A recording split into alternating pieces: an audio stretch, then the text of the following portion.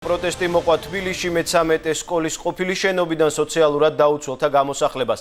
შენობა ტოლიუთა და განსახლების სამინისტროს ბაზაზე გადავიდა და იქ სარემონტო სამუშაოების დაწყება იგეგმება, რის შემდეგაც ფართს დევნილები დაიკავებენ. თვითნებურად შესახლებული ბენეფიციარების ნაწილი ალტერნატიული ფართით კოჯორში დააკმაყოფილეს, თუმცა რამდენიმე ოჯახი, რომელიც სკოლის ყოფილ შენობაში რჩება, აცხადებს, რომ წასასვლელი არსად აქვს. რა ვითარება ამ წუთისთვის ადგილზე, ამას რატი მუჯირი გვეტყვის, რატი გისმენთ. ვითარება გოგობერიძის 3 ნომერში უცვლელი არის მე-13 სკოლის შენობაში ამ დროინდელი რჩება სოციალურად დაუცველი რამდენიმე ოჯახი, რომელიც გამოსვლაზე ვარს აცხადებს. დღეს დილიდან მთელი დღის განმავლობაში დაპირისპირების ფონზე მიმდინარეობდა გამოსახლების პროცესი, თუმცა რამდენიმე ოჯახი დააკმაყოფილეს ალტერნატიული ფართით, ხოლო ოჯახები, რომლებიც ამ დროინდელი რჩებიან შენობაში, ოფიციალური წყაროების ინფორმაციით მათ გააჩნიათ ალტერნატიული საცხოვრებელი სახლები და ამიტომ სახელმწიფო მათ არ ეხმარება, თუმცა ამ ყველაფერს სიცრუეს უწოდებენ ის მოქალაქეები, რომლებიც ამ დროინდელი რჩებიან შენობაში. როგორც გითხარით, მთელი დღის განმავლობაში ვითარება დაძაბული იყო და დაპირისპირების ფონზე მიმდინარეობდა გამოსახლების პროცესი. ხმაურის და დაპირისპირების ფონზე მიმდინარეობდა დღეს სოციალურად დაუცველი ოჯახების გამოსახლება მე-13 სკოლის შენობიდან. გოგობერიძის 3 ნომერში სამართალდამცველები დილის 8 საათიდან იყვნენ მობილიზებულები.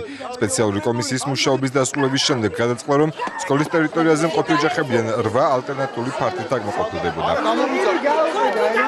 დაპირისპირება მას შემდეგ გამძაფრდა, რაც რამდენიმე ადამიანი გასახლების პროცესში შეუძლოდ გახდა. ვითარებას განსაკუთრებულად ის სოციალურად დაუცველები ძაბავდნენ, ვინც გოგობერიძის ქუჩაზე არ ცხოვრობდნენ და სოლიდარობის ნიშნად სხვა მისამართებიდან იყვნენ მოსულები. ქვეყანას რომელსაც ეს საქართველოს უწოდებს დღეს, იქ წავალთ ხალხი და იმას თქოთ ჩათავ შესაფარს.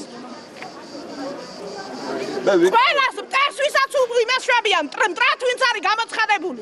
მე-13 სკოლის შენობა, სადაც ამ დროისთვის სოციალურად დაუცველები არიან შეჭრილები, ეკონომიკის სამინისტრომ დევნილთა საკურატორო უწყებას გადასცა რემონტისა და შემდგომ დევნილთა შესახლების მიზნით. სოციალურად დაუცველები, არასამთავრობო ორგანიზაციები და შენობასთან მისული პოლიტიკოსები აცხადებდნენ, რომ უსამართლოა, როდესაც სოციალურად დაუცველების გამოსახლების ხარჯზე დევნილების შესახლება ხდება. როგორ შეიძლება ერთის უბედურების ხარჯზე მეორეს ბედნიერება მოაწყო? ეს არის უზნეობის მაჩვენებელი. ხელისუფლების უზნეობის მაჩვენებელი, რათა ცდილობენ დააპირისპირონ დევნილები და უსახკარო სოციალურად დაუცველები. არავინ არაფერს არ განიმართავს რა. აკეთებენ იმას, რასაც ვიღაცას უბრძანა. სხვა არანაირი აბსოლუტურად ეს ყველაფერი არის უკანონო. დღეს მეორე ნახევარში სოციალურად დაუცველთა ნაწილმა მიიღო გადაწყვეტილება პროტესტი მთავრობის კანცელარიასთან გაეგზელებინა. აქციაზე სამომავლო გეგმებზე ისაუბრეს და განმარტეს, რომ მოიწყობა 24 საათიანი გამართლებელი აქცია და მათი მოთხოვნების დაუკმაყოფილებლობის შემთხვევაში აქციები პერმანენტული გახდება.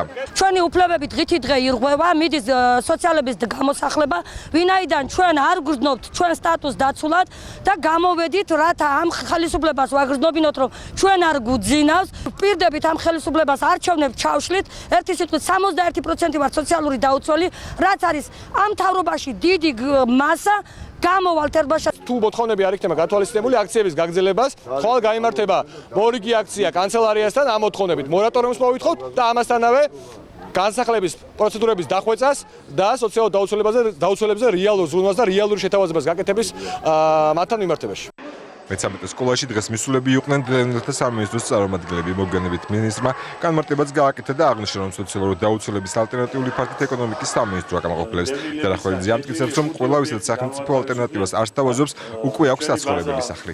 როცა გამოვლინდა გამარჯვებული კომპანია, დავაყენეთ დაცვა, რამდენიმე დღით ადრე ინფორმაციამ გაჟონა და ადამიანებმა დაიწყეს ამ ფართის დაკავება. აქვთ ზოგს რამდენიმე ადგილზე ასეთნაირად დაკავებული ფართები, რაღაც ფორმით ეს ბიზნესად აქციეს. რამდენიმე ოჯახის წარმომადგენლის საპატივცემლოდ ვერ დავარღვევთ ასობით დევნილი ოჯახის უფლებას, რომლებიც 20 წლის მანძილზე პატიოსნად და სამართლიანად ელოდებიან თავიანთ კუთვნილ ბინას. გოგობერიძის ქუჩის მსგავსად დღეს გამოსახლება დაიწყო მერვე საავადმყოფოს მიმდებარე ტერიტორიაზე. ეკონომიკის სამინისტრომ დევნილთა უწყებას სულ 32 შენობა გამოუყო, რომელთა ნაწილში სოციალურად დაუცველები შეიჭრნენ. სწორედ მათი გამოსახლების პროცესი მიმდინარეობს თბილისის რამდენიმე უბანში.